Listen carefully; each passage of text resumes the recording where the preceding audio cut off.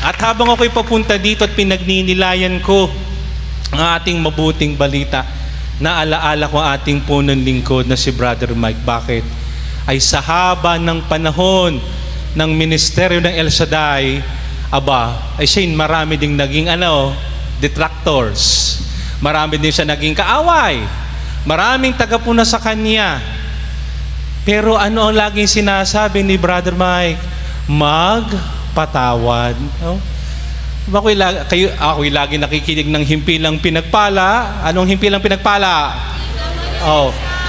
Ako'y nakikinig niya. Nakikinig ako ng yung mga recorded ng mga pangaral ng ating punong lingkod. Ako'y natutuwa, no?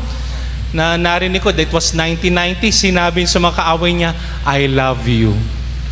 At nasa na yung mga tumutuligsa at umaaway kay Brother Mike? Kasama na natin. Yan ang magandang halimbawa kung papaano umibig ng kaaway. Kapag umibig ng kaaway, halimbawa sinabihan ka, ang pangit mo! Anong sasabihin mo? Praise the Lord, maganda ako. Eon, ha? Sapagkat napakasarap na kapag tayo ay kapwa-tao, walang mabigat sa ating mga kalooban.